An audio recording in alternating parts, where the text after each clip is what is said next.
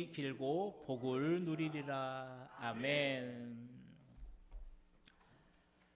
사람에게는 누구나 첫 경험이 있습니다.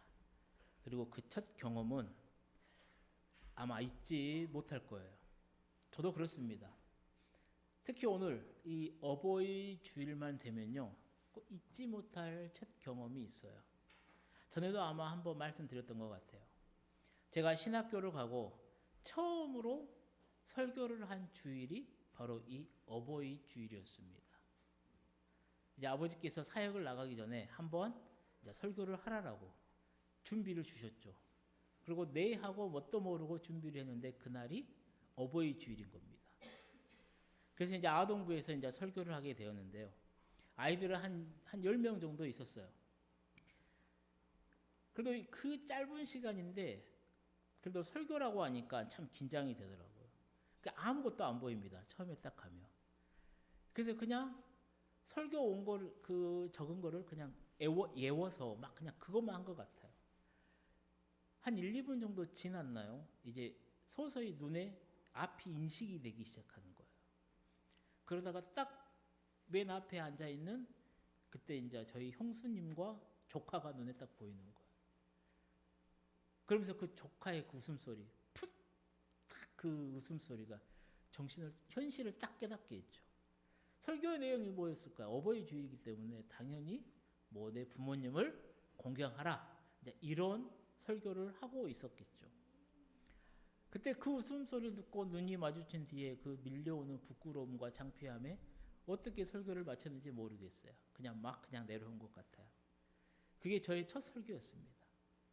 그리고 항상 이 어버이 주일이 다가오면 딱 생각나는 기억이기도 해요. 그리고 어버이 주일이 되면 늘 부끄럽기도 하고 긴장되기도 합니다. 왜냐하면 하나님의 말씀을 전해야 되는데 이 목사인 제가 그렇게 살지를 못하니까 좀 부끄럽더라고요. 하지만 그럼에도 또 기도하면서 또 주님께 받은 말씀인지라 오늘 또 힘차게 한번 전해봅니다. 바라기는 저뿐만이 아니라 우리 성도님들 또한 주신 말씀 잘 들으시고 하나님의 말씀에 아멘으로 화답하시기를 축복합니다.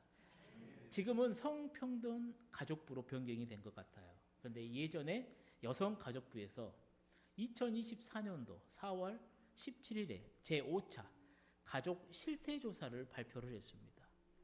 그러니까 현재 우리나라 가족들이 어떻게 되어 있는지 그 현황을 실제적으로 이제 조사를 하는 거예요. 그래서 가족 정책을 수립하는 전 국민 국가 승인 통계입니다.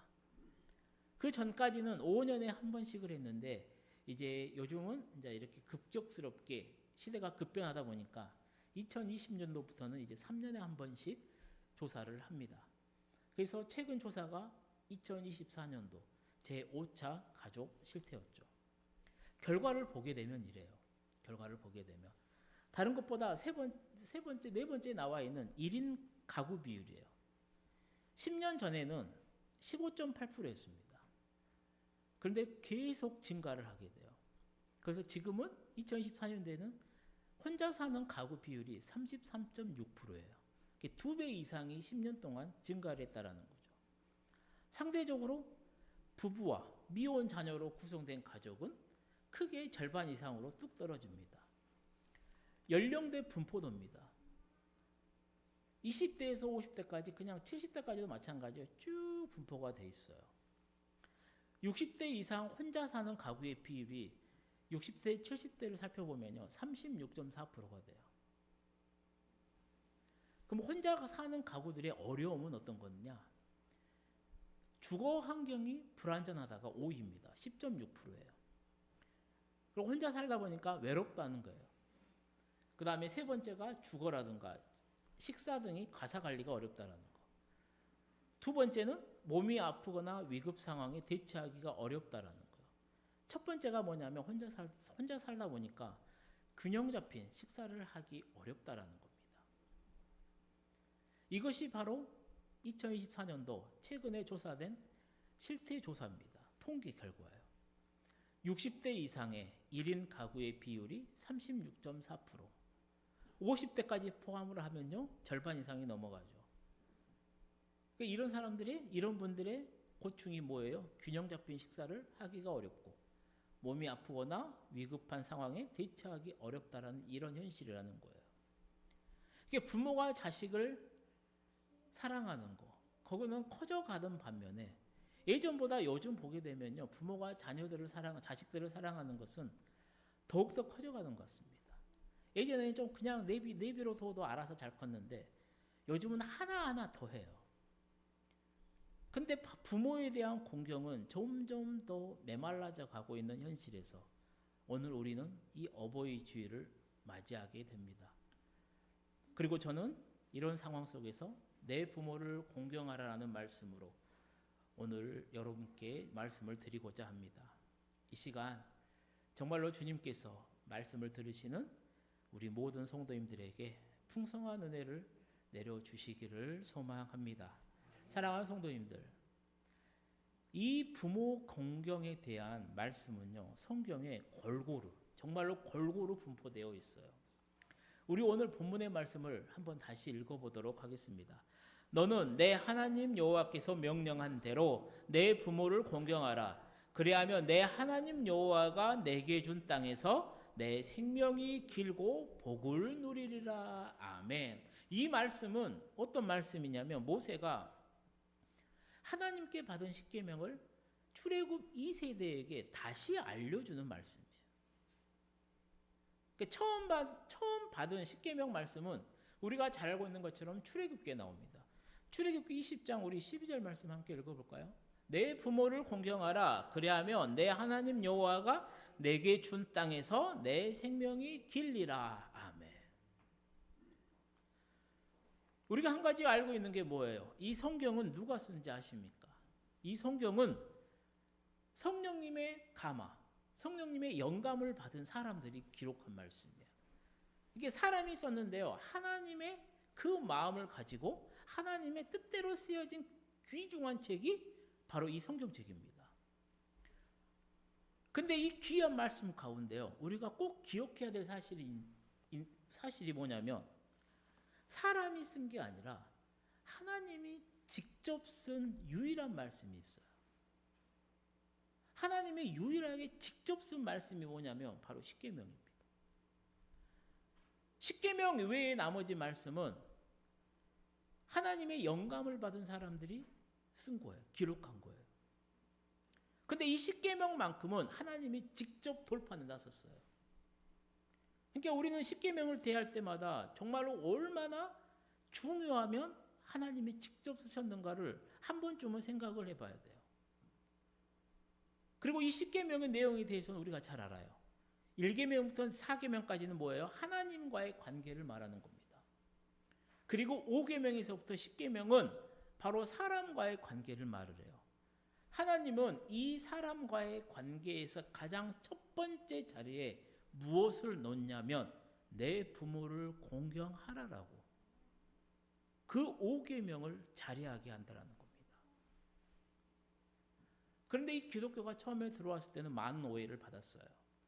왜냐하면 돌아가신 부모님들의 제사를 지내지 못하게 하니까 정말로 이 부모에 대한 효를 경히 여기는, 가볍게 여기는 종교다라고 해서 오해를 많이 받았습니다. 하지만 성경을 잘 읽어보고 신앙생활을 잘 하다 보면요, 이 기독교만큼 부모를 귀하게 여기는 종교가 없죠. 사랑하는 성도님들, 하나님이 직접 쓴 이 십계명은요, 하나님과의 관계, 특히 부모님과의 관계를 어떻게 하느냐에 따라서 우리의 삶이 얼마나 달라지는지를 잘 가르쳐 줍니다. 그래서 하나님과 부모님과의 이 관계, 하나님과 부모님과의 공통점이 뭐냐면 우리의 생명과 연관이 되어 있어요. 하나님은 우리에게 생명을 주시고 허락해 주셨습니다. 우리 부모님은요, 그 생명을 실행하신 분이에요. 그 결론이 뭐냐면 하나님과 우리 부모님이 없으면 당연히 우리 또한 존재할 수가 없다라는 겁니다. 그래서 성경은 이 부모 공경에 대해서 여러 군데에서 이야기를 해요. 우리 레위기 19장 3절 말씀 함께 읽어볼까요? 너희 각 사람은 부모를 경외하고 나의 안식일을 지키라. 나는 너희의 하나님 여호와니라. 아멘. 이 레위기라는 책은 뭐냐면 제사를 통해서 하나님의 거룩하심을 가르치고 있습니다. 특히 우리가 읽었던 이 본문 19장에서는요. 거룩하신 하나님을 본받아서 우리가 이 땅에서 거룩한 삶을 어떻게 실천해야 되는지를 알려주는 본문이에요. 근데 하나님은 거기에서요. 너희가 거룩하게 살려면 어떻게 살아야 되는지 알아?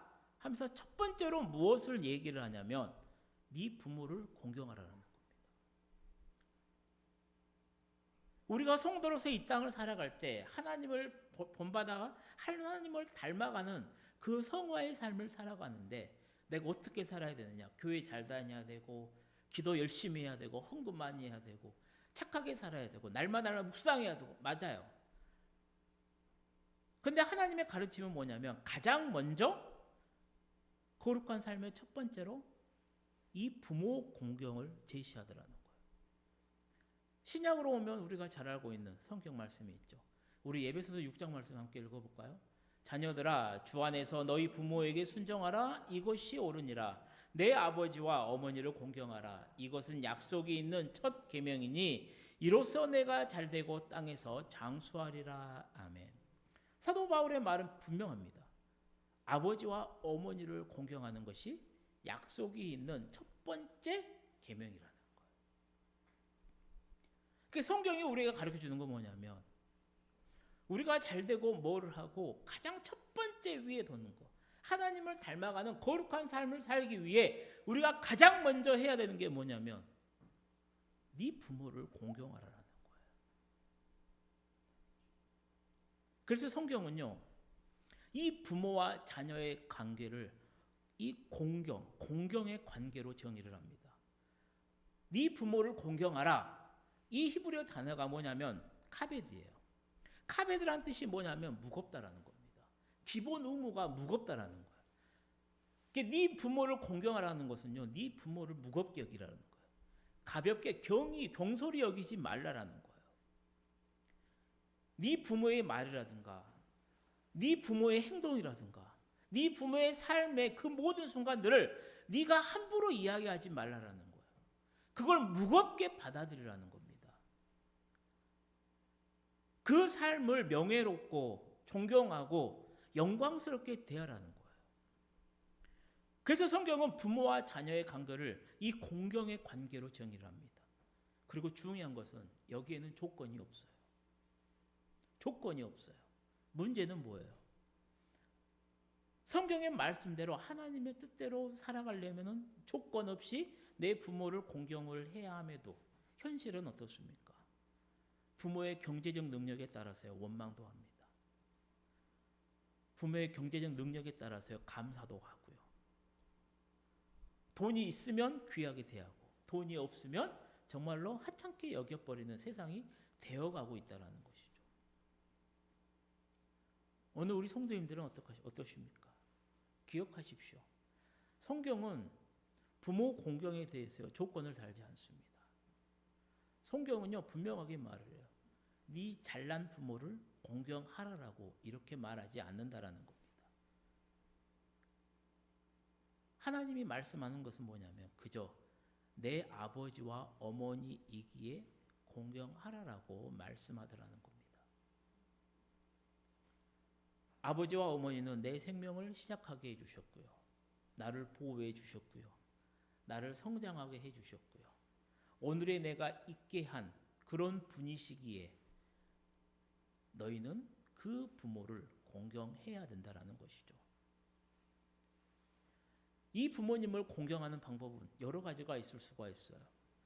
그 중에 짧게 오늘 3가지를 이야기하면요. 첫 번째는 뭐냐면 정말로 감사와 사랑을 표현하라는 거예요. 이것은 아버지 어머님이 살아계실 때 감사하면 감사하더라고. 때론 부모를 섭섭하게 해드렸으면 그냥 용서해 달라고 표현하라는 거예요. 지금 살아계신 아버지와 어머니가 살아계신다고 하면요. 그 이름이 가끔은 얼마나 귀한지를 잊어버리고 살 때가 많습니다. 근데 어느 누구나 어느 순간이 되면요. 그 이름, 한 분 한 분의 이름이 얼마나 귀한지를 알게 돼요. 왜냐하면 그분들이 한 분씩 하나님께로 돌아가기 때문이라는 거예요. 어느 목사님 모친상에 있어서 장례식을 가게 됐어요. 이제 그곳에서 이제 오랜만에 이제 어느 한 목사님을 만나게 되었습니다. 그래서 이제 조문을 하고 앉아서 이제 목사님과 잠깐 이제 이렇게 인사도 나누고 이제 담소도 나누는데 그 목사님이 그때 이런 말씀을 하셨어요. 당신에게는 어머니라고 부를 수 있는 이름이 없다라는 거예요. 그러다가 5년인가 한 몇 년 후에 다시 이제는 또 아버지를 부를 수가 없게 되었다라는 거예요.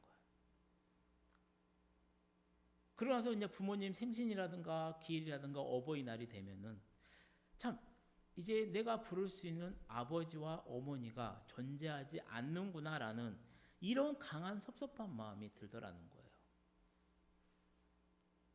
사랑하는 성도님들, 아버지와 어머니 아니면 아빠, 엄마 어떤 호칭을 사용하더라도요.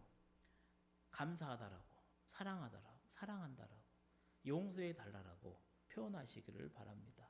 아마 그것이 우리가 부모님을 공경하는 하나의 방법이라는 거예요. 두 번째는 뭐냐면 순종하라는 거예요. 순종. 부모님 말씀에는 정말 순종한다라는 원칙을 세웠으면 좋겠어요. 아이를 키워보니까 알겠더라고. 정말로 내 마음과 아이의 마음과는 전혀 달라요. 그런데 부모의 마음은 딱 하나예요. 아이가 정말로 어긋난 길로 안 갔으면 좋겠어요. 그러니까 부모는 어떻게든 자녀를 어긋난 길로 가게 가르치지 않습니다. 절대로. 어떤 길이든 어떻게든 바르게 살고 잘 살았으면 좋겠어요. 그렇게 부모는 자녀를 길러냅니다. 그러니까 만약에 부모님이 어떤 부탁을 하든 간에요. 하나님 말씀에 순종하든 내 부모님께 순종하시기를 바랍니다. 세 번째는 부양하기. 이게 참 어렵죠. 예수님도 그때 당시에 종교 지도자들에게 이 효도에 관해서 가르치셨습니다. 성경 말씀은 뭐예요? 내 부모를 공경하라는 거예요. 네 아버지와 어머니를 모욕하는 자는 죽임을 당한다라고 성경은 말을 해요. 그 말씀대로 너희들도 살아야 되는데 왜 너희는 너희 부모님한테 드려야 될 걸 드리지 않고 그걸로 대신에 하나님께 예물을 바쳤습니다. 고르반이라고 하는 거예요. 그걸로 그냥 상황을 넘어가려고 하느냐고 꾸짖었다라는 거죠. 예수님도 분명하게 네 부모를 부양하라고 가르친 거예요.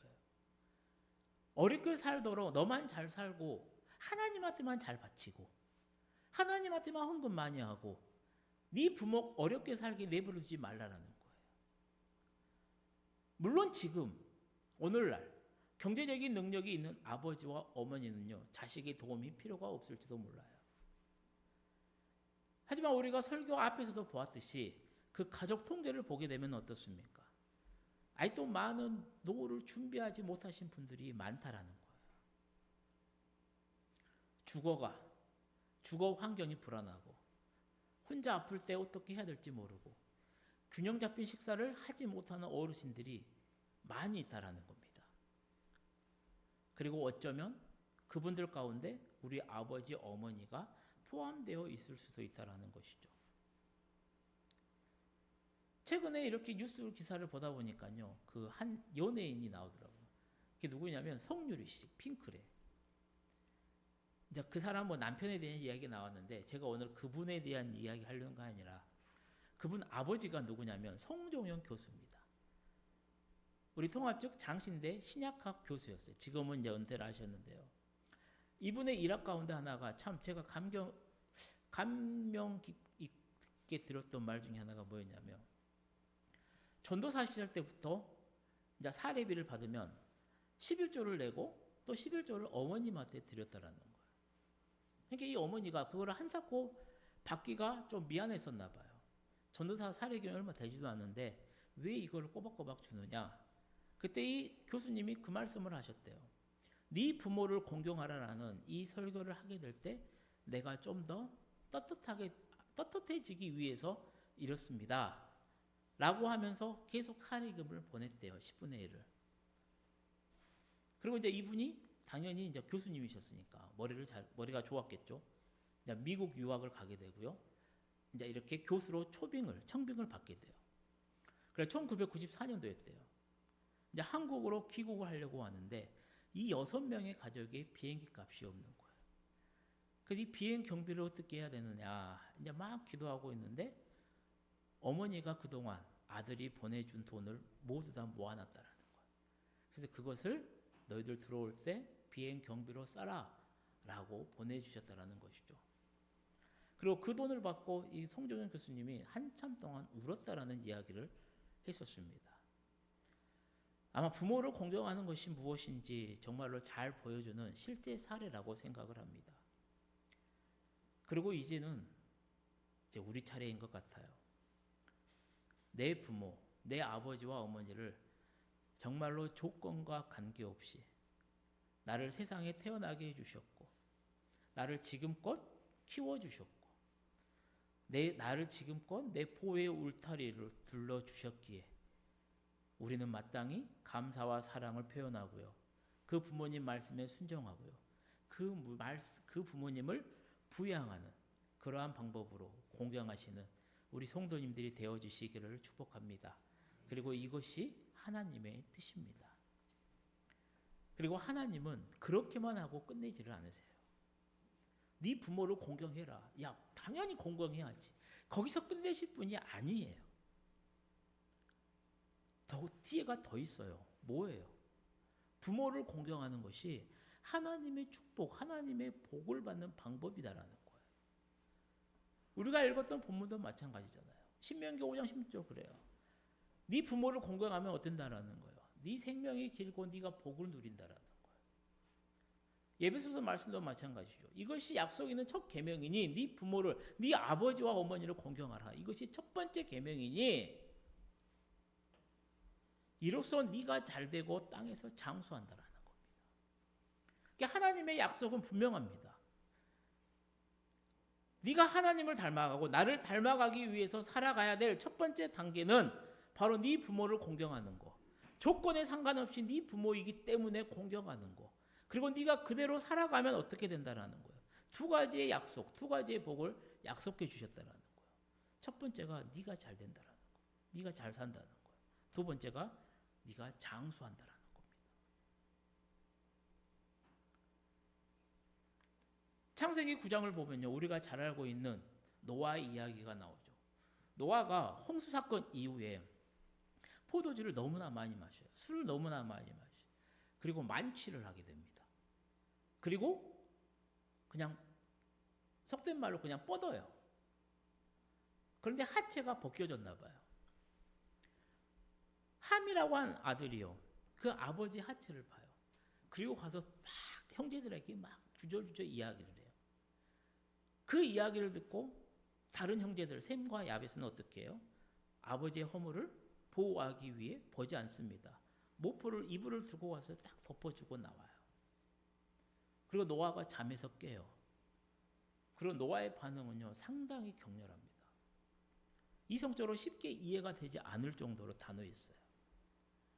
자식의 자신이었던 함은 물론이고요. 그의 아들이었던 가나안까지도 저주를 해버려요.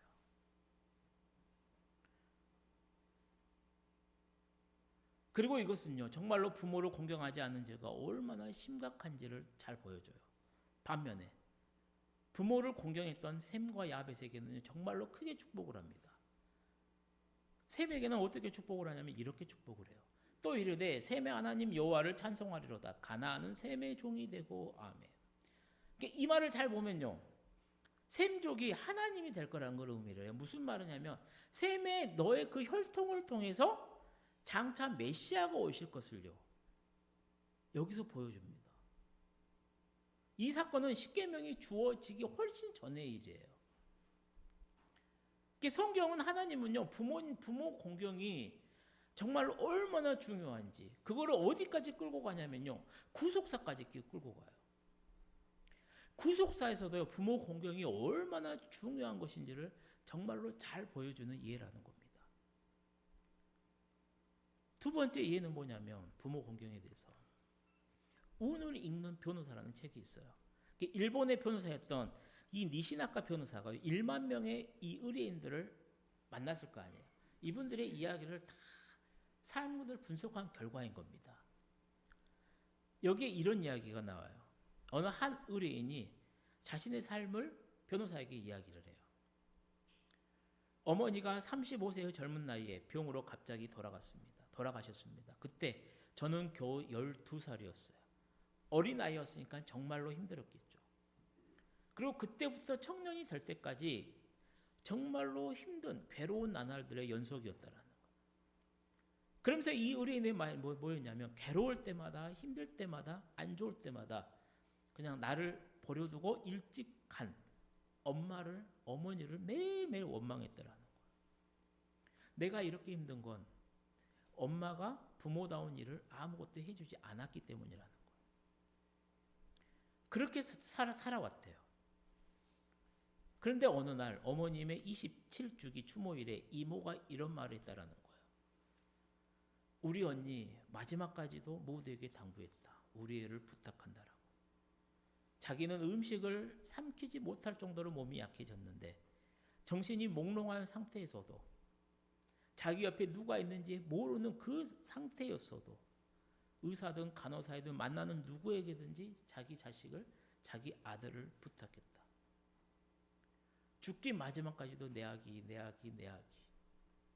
이 이야기를 하면서 죽었다라는 거예요.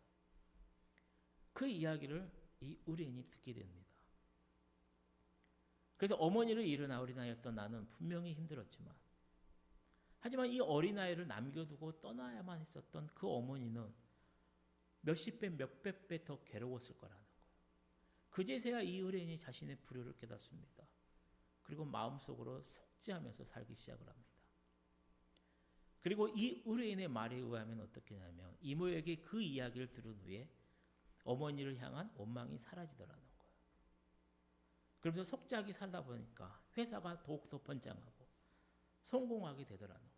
그래서 자신의 이런 행복한 인생을 살기 시작했다라는 거죠. 어머니의 은혜를 깨달은 것이 자신의 운을 바꿔주었다라고 이야기를 하더라는 겁니다. 사랑하는 성도님들, 하나님을 모르는 이 일본의 한 의뢰인의 입에서 나온 이 고백은요, 이미 3,500여 년 전에 기록된 성경에서 하나님이 약속해 주신 축복의 말씀이었다라는 거예요. 성경은 분명히 말을 합니다. 네 부모를 공경하라. 그리고 하나님의 말씀대로 순종하며 네 부모를 공경하는 사람에게는 이 땅에서 잘 살고 장수하는 복을 약속하셨다라는 것이죠. 이제 말씀을 마치려고 합니다. 사랑하는 성도님들, 아마 이 사진을 기억하실 거예요. 2009년 1월에 개봉했던 영화 원앙소리의 주인공들, 경북 봉화산골의 할아버지 할머니입니다. 정말로 평범한 우리 할아버지 할머니, 우리 아버지 어머니의 모습일 거예요. 사진에 나오는 이 최원균 할아버지는 2013년도 10월에 85세의 나이로 돌아가셨습니다. 그리고 옆에 계신 이삼순 할머니도요, 그로부터 6년 후인 2019년 6월 18일에 82세의 나이로 돌아가셨다는 거예요. 오늘 우리 성도님들의 부모님의 모습은 어떠십니까? 살아계실 때, 또 기회가 있을 때 내 아버지와 내 어머니를 공경하셨어요. 오늘 하나님이 약속하셨던 그 장수의 복, 그 축복에 잘 되는 그 복을 누리시는 우리 성도님들이 되어주시기를 축복합니다.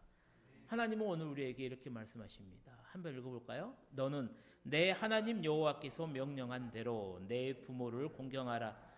그래야면 내 하나님 여호와가 내게 준 땅에서 내 생명이 길고 복을 누리리라. 아멘. 오늘 이 말씀을 나에게 주신 하나님의 강한 말씀으로 받으시고 정말로 내 육신에 내 부모님을 공경함으로요 더욱 행복하고 풍요로운 삶을 살아가시고요, 나아가서 내 영의 하나님 아버지이신 우리 하나님도 더욱 사랑하면서 늘 주님과 동행하며 하루하루 행복하게 살아가는 우리 모든 성도님들이 되어주시기를 주님의 이름으로 간절히 축원드립니다. 기도하시겠습니다. 사랑의 하나님 아버지, 우리에게 베풀어 주신 은혜가 참 많습니다. 오늘은 어버이 주일을 맞이하여 귀한 말씀을 또 전했습니다. 우리 육신의 아버지 어머니 때문에 오늘날 내가 있는 것을 잘 알면서 아버지와 어머니를 함부로 대하고 경제적인 능력으로 평가하고 또 언제나 살아계실 것처럼 부모를 대해서 돌아가시고 나면 후회하는 삶을 사는 사람들이 많습니다. 오늘 말씀을 통해 아버지와 어머니를 공경하라는 이 말씀, 하나님께서 직접 쓰신 귀한 말씀임을 알고 오늘 성경에서 약속하신 그 귀한 복을 누리는 저희들 되도록 주님 인도하여 주옵소서. 예수님의 이름으로 기도드립니다. 아멘.